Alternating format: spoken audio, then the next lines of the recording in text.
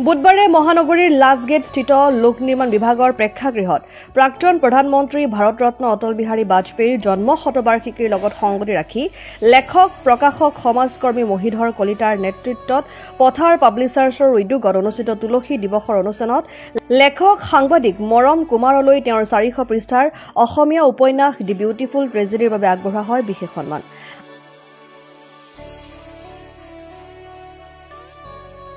আনহাতে ডেমক্ৰেসি লাইভৰ গ্ৰন্থ ৰোমন্থন অনুষ্ঠানৰ জৰিয়তে অসমৰ লেখক লেখিকাসকলৰ গ্ৰন্থৰ প্ৰচাৰ ব্যৱস্থা কৰিছে সাংবাদিক মৰম কুমাৰে।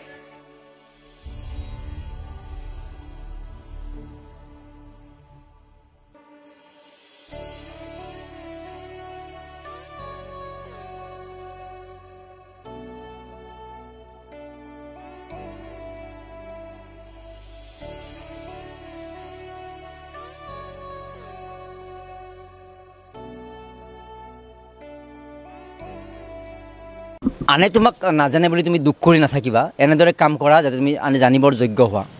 আৰু ক'ৰবাত পঢ়িছিলোঁ এণ্টন চেখবৰ এটা বিখ্যাত গল্পৰ এটা প্ৰথমটো বাক্য, গড নোজ দি ট্ৰুথ বাট ৱেইটছ, ঈশ্বৰে সত্যটো জানে কিন্তু সময়লৈকে অপেক্ষা কৰে।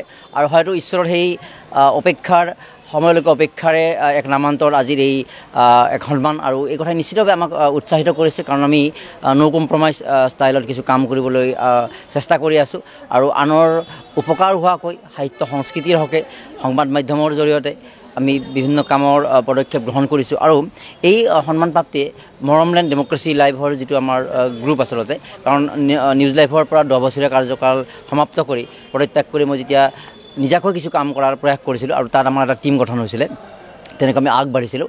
আৰু নিজাকৈ কাম কৰাৰ এই যিটো পৰিকল্পনা আছিলে সেয়া আজি কিছু সত্য বুলি বিবেচিত হৈছে, কাৰণ নিজাকৈ কাম কৰাৰ এই প্ৰক্ৰিয়াটোত কোনো ধৰণৰ চাপৰ সন্মুখীন নোহোৱাকৈ আমি কিছুমান আপোনাৰ হকে সমাজৰ হকে কৰিব পৰা কিছু কাম আমি কৰাৰ চেষ্টা কৰি আছিলোঁ। কোভিডকালীন সময়তো আমি ৰাইজৰ কাষত থাকিবলৈ চেষ্টা কৰিছিলোঁ, আৰু বিগত সময়ছোৱাতো গ্ৰন্থৰ হকে সাহিত্যৰ হকে প্ৰকাশক হিচাপে আৰু সাংবাদিকতাৰ ধৰ্ম অক্ষুণ্ণ ৰাখি, সাংবাদিকতা প্ৰকৃত ধৰ্ম অক্ষুণ্ণ ৰাখি ডেমক্ৰেসি লাইভৰ জৰিয়তে ডেভেলপমেণ্ট বা সুস্থ সাংবাদিকতাৰ ধাৰা আমি বোৱাই আনিবলৈ প্ৰয়াস কৰিছোঁ। হয়তো বিগত সময়ছোৱাত আমাৰ এই দৃষ্টিত কাৰো দৃষ্টিত বিশেষভাৱে উল্লেখনীয় হিচাপে ধৰা দিয়া নাছিলে, বা কোনেও তাকে বিশেষ স্বীকৃতি বা কোনো ধৰণৰ পৰ্যায়ত নাছিলে। আৰু আজি এই স্বীকৃতি নিশ্চিতভাৱে বিগত সময়ছোৱাত আমি কৰি লোৱা যিটো পণ, আৰু এই পণ এই অংগীকাৰ সমাধান কৰাৰ ক্ষেত্ৰত আমাৰ যিটো গ্ৰুপ, আমাৰ যিটো গোট, আমাৰ যিখিনি ব্যক্তি, তেওঁলোকৰ যিখিনি উৎসাহ বিগত সময়ছোৱাত, সেই কথাখিনি যে আনে নাজানে বুলি তুমি দুখ কৰি নাথাকিবা, তুমি এনেদৰে কাম কৰা যাতে আনে জানিবলৈ তুমি উপযুক্ত হোৱা।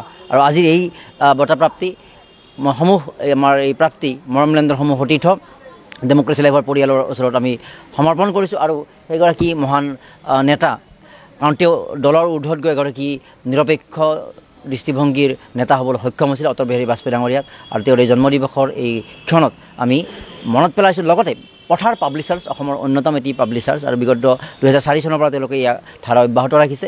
আৰু মহিধৰ কলিতা ডাঙৰীয়াৰ এই যিটো তেওঁলোকৰ মহানুভৱতা, যে আমাৰ কামকো তেওঁলোকে স্বীকৃতিৰ তোলাচনীত আজিৰ সময়ত স্বীকৃতি কৰবাত সহজবদ্ধ নহয় বুলি কোৱা হয়। গতিকে পথাৰ পাব্লিচাৰ্ছ মহিধৰ কলিতা ডাঙৰীয়াই যি মহানুভৱতা দেখুৱাই আমাৰ মৰমলেণ্ড ডেমক্ৰেসি লাইভ টীমক আজি সন্তুষ্টি প্ৰদান কৰে, তাৰ বাবে ধন্যবাদ জ্ঞাপন কৰিছোঁ। আৰু এই সন্মান আমি ৰাইজৰ বাবে, ৰাইজৰ হকে কাম কৰি যোৱাৰ ক্ষেত্ৰত প্ৰেৰণা হ'ব বুলি আজি মই সকলো সন্মুখত প্ৰতিশ্ৰুতি দিছোঁ, কাম নিশ্চয় কৰি যাব লাগিব। News desk report, democratic Assam.